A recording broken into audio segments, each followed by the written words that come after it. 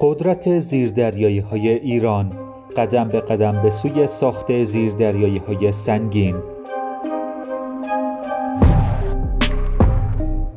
با به کارگیری زیردریایی‌ها در عملیات‌های نظامی، فصل جدیدی در تاریخ نبردهای دریایی رقم خورد. زیردریایی مهمترین عیب کشتی‌ها را ندارد که آن هم به دلیل توانایی غوطه‌ور شدن زیر آب و مخفی ماندن از دید چشم‌ها و برد مؤثر سلاح‌های معمولی است. طی بیش از یک سال گذشته، توسعه زیردریایی‌ها برای مقاصد نظامی ادامه یافته است و با پیشرفت فناوری در زمینه مهندسی میکانیک دریا و بعداً افزوده شدن سامانه‌های دیجیتال و موشک‌ها، کارایی این وسیله جنگی افزایش چشمگیری یافت.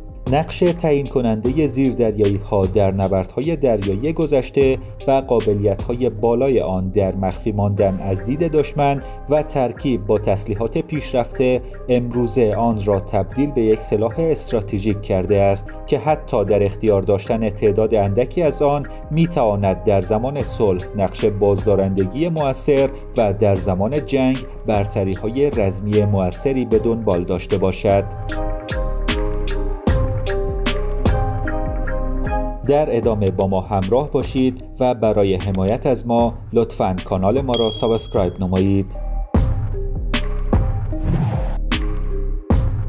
تصمیم برای ساخت زیردریایی در ایران به اوایل دوران جنگ ایران و عراق باز می‌گردد که با وجود تلاش‌های زیادی که صورت گرفت، اما به علت پیچیدگی‌های متعدد ساخت زیردریایی‌ها به ثمره نهایی نرسید.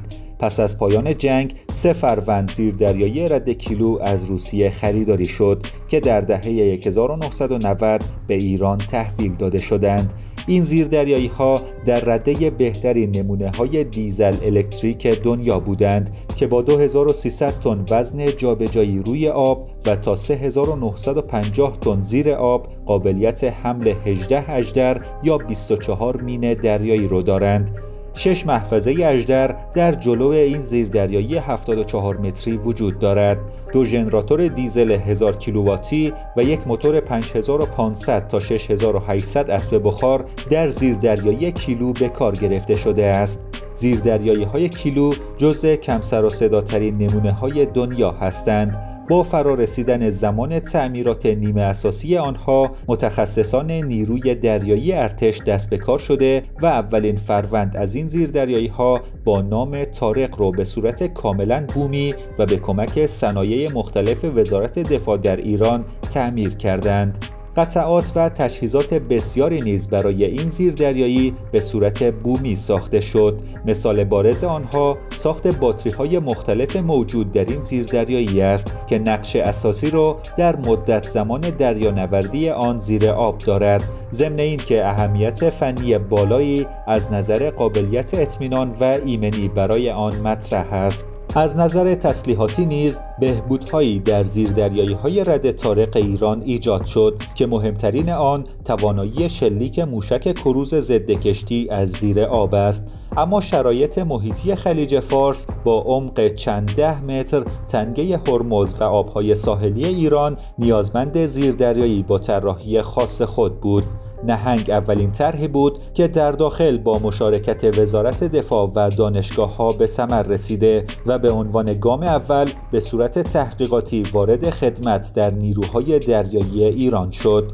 با تجربیات کسب شده از نهنگ، زیردریایی قدیر بر اساس یک طرح خارجی در خط تولید قرار گرفته و تعداد زیادی از آن به خدمت ارتش درآمد. در سالهای مختلف نمونه‌های جدیدتر قدیر به مرور به تجهیزات پیشرفته‌تر مجهز شدند، به طوری که این زیردریایی امروزه مجهز به سامانه‌های شناسایی پیشرفته است و توان شلیک موشک‌های کروز ضد کشتی را نیز دارد. زیردریایی‌های کوچک کلاس قدیر نیروی دریایی ایران نیز به دلیل طراحی خاص خود به شکل بسیار مطلوبی برای منطقه خلیج فارس مناسب هستند و توانایی عملیاتی بالایی را در اختیار نیروی دریایی ارتش می‌گذارند. البته در طراحی این زیردریایی و برنامه‌های ارتقای آن شرایط اقلیمی دریای عمان نیز در نظر گرفته شده است. این زیردریایی 29 متری که وزن جابجایی آن 115 تن است، قابلیت قرارگیری در بستر دریا را دارد و در این وضعیت سامانه‌های راداری توانایی ردگیری آن را ندارند. دو محفظه اژدر برد بلند با قطر 533 میلیمتر که قابلیت شلیک موشک کروز ضد کشتی نیز از آنها وجود دارد، جلوی زیردریایی قدیر تعبیه شده است. در ادامه متخصصان ایران برای رفع نیازهای بالاتر از دفاع ساحلی طراحی زیردریایی بومی فاتح را در دستور کار قرار دادند. زیرسطحی 527 تنی فاتح به عنوان یک زیردریایی نیمه سنگین تلقی می شود و توناژ آن در زیر سطح 593 تن است. این زیردریایی از نظر مشخصات عملیاتی بسیار برتر از قدیر بوده و بیشینه عمق قابل دستیابی برای آن نیز 250 متر است. فاتح توان دریانوردی به مدت 35 روز را داراست. فاتح که طول 44 متر و عرض 4.5 متر دارد، از 4 مقر پرتاب اژدرهای 533 میلیمتری برخوردار است و توانایی حمل 8 مین دریایی را نیز دارد. زیردریایی فاتح هرچند تنها 23% وزن روی آب زیردریایی‌های رد کیلو را دارد، اما در عمده مشخصات عملکردی به 75% تا بیش از 80% از توانایی زیردریایی‌های مطرح کیلو دست یافته است. گام بعدی نیز دستیابی به زیردریایی‌های سنگین با قابلیت حمل تسلیحات بیشتر و برد عملیاتی بالاتر در دریاهای دورتر بود. پروژه زیردریایی بعثت برای رفع این نیاز تعریف شد. در سالهای گذشته از بعثت به عنوان زیردریایی 1200 تنی یاد می‌شد که از این لحاظ یک پله بالاتر از فاتح قرار می‌گرفت. اما در سال گذشته اعلام شد قرار است بعثت زیردریایی با توناژ جابجایی بیش از 3000 تن باشد. در این صورت باید گفت که این زیردریایی حتی 30% سنگین‌تر از رد کیلوی روسی بوده و حدود 6 برابر سنگین‌تر از فاتح خواهد بود.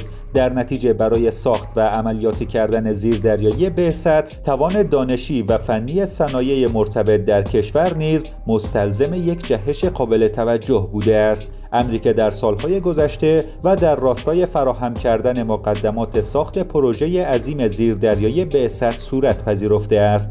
مدت زمان ساخت زیردریایی‌هایی در رده 4000 تن به طور معمول بین 50 تا 60 ماه به طول می‌انجامد. بعثت به واسطه توناژ و قاعدتاً ابعاد بزرگتر توان حمل تعداد و حجم تسلیحات بیشتر و متنوع‌تر را نسبت به کیلو خواهد داشت. ضمن اینکه پیشرفت‌های صنایع ایران در ساخت زیرسامانه‌های پیشرفته و با حجم کمتر و قابلیت اطمینان بیشتر نیز به کمک زیردریایی بعثت در افزایش هرچه بیشتر توانمندی‌های شناسایی، رزمی، برد و مدت زمان عملیات و بقاپذیری در میدان رزم خواهد بود. قطعاً تجربه 30 ساله استفاده عملیاتی در آبهای دور و نزدیک و البته تعمیرات سنگین زیردریایی‌های کیلو در رده نیمه اساسی در داخل ایران به کمک متخصصان ایرانی در طراحی بعثت آمده است. دستیابی متخصصان ایران به این فناوری نیز به صورت بومی صورت گرفته و سبب کاهش بیش از پیش سطح سر و صدای تولیدی از موتور زیردریایی که از عوامل کشف آن توسط سامانه‌های شناسایی دشمن است می شود. علاوه بر این، پیشرفت مهم دیگری در زمینه رانش زیردریایی‌ها در کشور حاصل شده است و آن هم ساخت سامانه رانش مستقل از هوا است. با توجه به زیردریایی‌های خارجی همرده با بعثت، احتمالاً 6 محفظه اژدر جلوی بعثت تعبیه خواهد شد که اژدرهای برد بلند والفجر و موشک‌های کروز ضد کشتی فعلی ایرانی که تا برد 300 کیلومتر معرفی شدند، قابلیت شلیک از این محفظه ها را خواهند داشت. بعثت همچون زیردریایی‌های تهاجمی پیشرفته خارجی به سیلوهای پرتاب عمودی موشک مجهز می شود. سیلوهای عمودی سبب اشغال فضای کمتری در زیردریایی می شود و با توجه به آماده شلیک بودن موشک‌ها در آن، نیاز به خدمه برای جابجایی سلاح به محفظه پرتاب را آنطور که در محفظه‌های جلویی وجود دارد نخواهد داشت. این موشک‌ها می‌تواند از انواع ضد کشتی، ضد زیردریایی و از همه مهمتر ضد اهداف زمینی باشد. در این صورت بعثت به یک سلاح راهبردی در دست نیروی دریایی راهبردی ارتش ایران تبدیل شده و قابلیت تاثیرگذاری بالایی چه در امر بازدارندگی نظامی و چه در زمان جنگ احتمالی برای ضربه زدن به دشمن رو در خطوط دریانوردی، اهداف ساحلی و اهداف حیاتی در عمق سرزمین خواهد داشت. تشکر از همراهیتان که تا پایان این ویدیو با ما همراه بودید. لطفاً ویدیو را لایک کرده و نظراتتون رو در بخش کامنت ها با ما شریک سازید. برای حمایت از ما حتماً کانال ما را سابسکرایب نمایید. تا دانستنی های بعدی، خدا نگهدار.